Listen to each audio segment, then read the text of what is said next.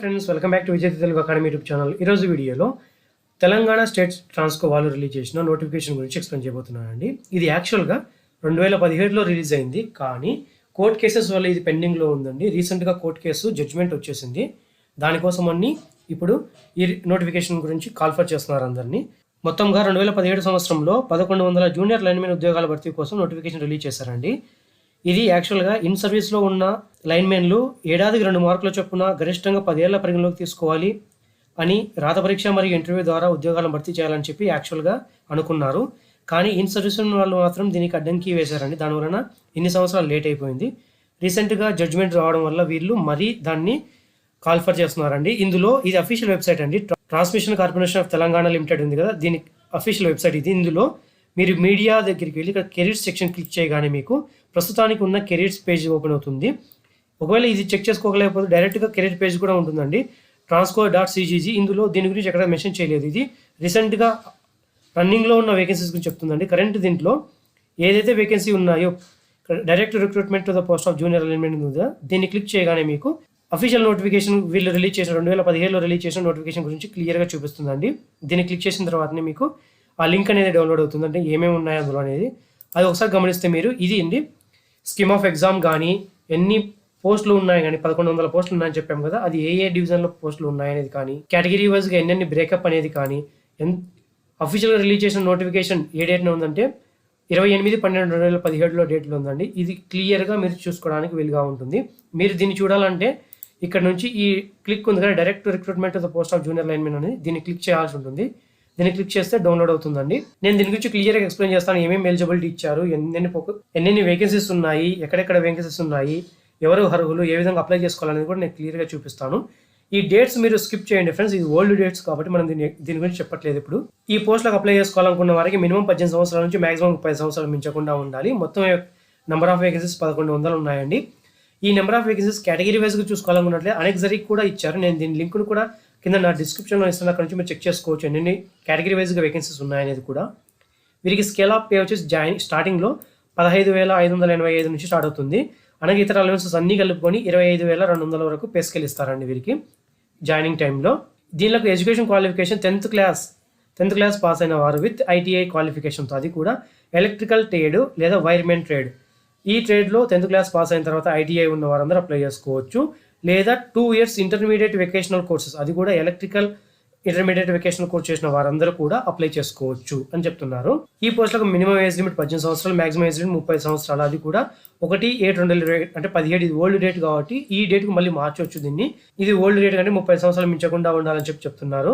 Age relaxation అనేది as per government norms ప్రకారంగానే ఉంటుందంటున్నారండి. Fee వచ్చేసి మీరు 100 రూపీస్ నాన్ రిఫండబుల్ ఫీ అనేది పే చేయాలని చెప్తున్నారు. ఇందులో 100 రూపాయలు కూడా ఆన్లైన్ అప్లికేషన్ ప్రాసెసింగ్ ఫీ కింద పే చేయాల్సి ఉంటుంది మీరు. ఇక ఎగ్జామినేషన్ ఫీ కింద 120 రూపీస్ పే చేయాలి. ఓవరాల్గా మొత్తంగా 220 రూపీస్ పే చేయాల్సి ఉంటుంది. అదే SC ST కేటగిరీ వాళ్ళైతే ఈ ఎగ్జామినేషన్ ఫీ నుంచి ఎగ్జామ్షన్ ఉంటుంది. 100 రూపీస్ అనేది పే చేయాల్సి ఉంటుంది. అప్లికేషన్ ఫీ కింద 100 రూపీస్ పే చేయాలి. కానీ ఈ 120 రూపీస్ ఎగ్జామినేషన్ ఫీ ఉంది కదా, ఈ ఎగ్జామినేషన్ ఫీ నుంచి వారికి ఎగ్జామ్షన్ ఇచ్చారు. ఇక మోడ్ ఆఫ్ పే వచ్చేసి మీరు ఆన్లైన్లోనే పే చేయాలని చెప్తున్నారు. ఆఫ్లైన్లో పే చేయడానికి ఛాన్స్ ఉండకపోవచ్చు. ఫ్రెండ్స్, ఆన్లైన్లో అప్లై చేసుకున్న తర్వాత అనగా సబ్మిట్ బటన్ క్లిక్ చేసిన తర్వాత కంప్లీట్గా మీరు ఆన్లైన్లో అప్లై చేసిన దాన్ని డౌన్లోడ్ చేసి పెట్టుకోవాలి. ఫర్దర్గా PDF డాక్యుమెంట్లో మీరు డాక్యుమెంట్ వెరిఫికేషన్ టైంలో సబ్మిట్ చేయాల్సి ఉంటుందని చెప్తున్నారు.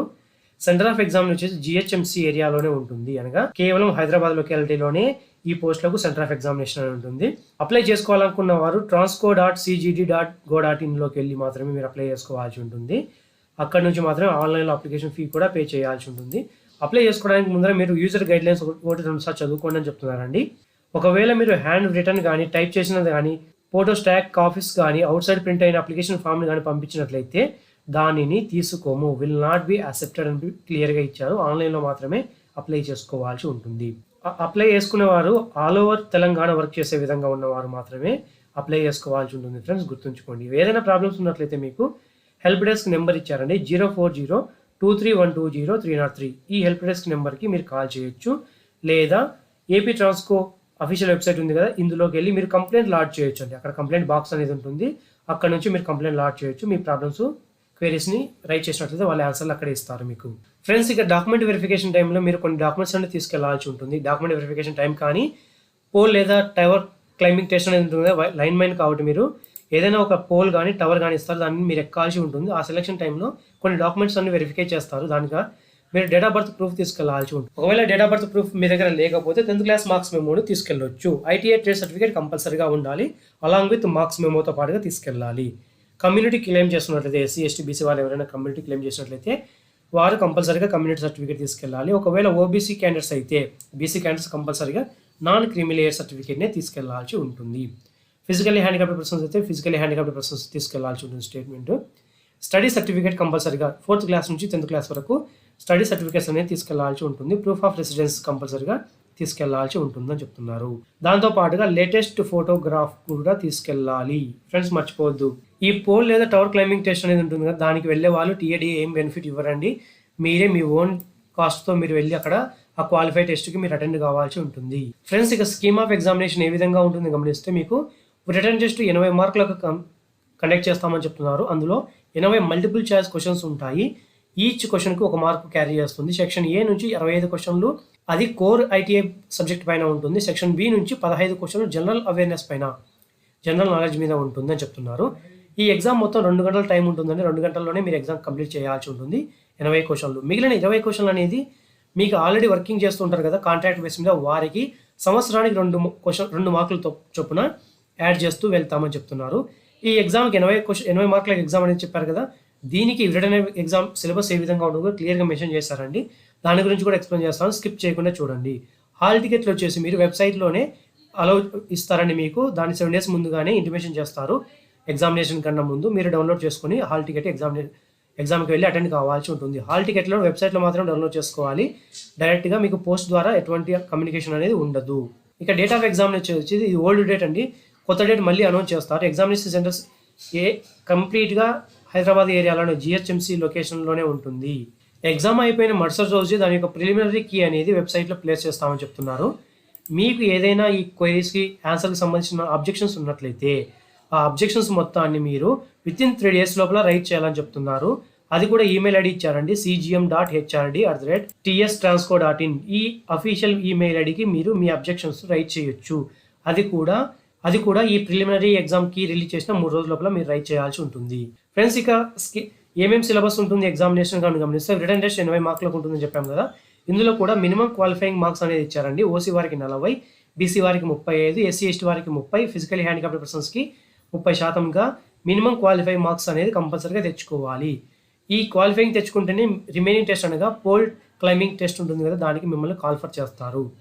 రిమైనింగ్ 20 మార్కులు అనేది చెప్పాము కదా, ఇది ఇన్ సర్వీస్ అవుట్సోర్స్ వర్కర్స్ ఎవరైనా వర్క్ చేస్తున్నట్లయితే సంవత్సరానికి 2 మార్కుల చొప్పున 20 మార్కులను యాడ్ చేస్తామని చెప్తున్నారు. దీనికి ఎటువంటి ఇంటర్వ్యూ అనేది కండక్ట్ చేయరండి.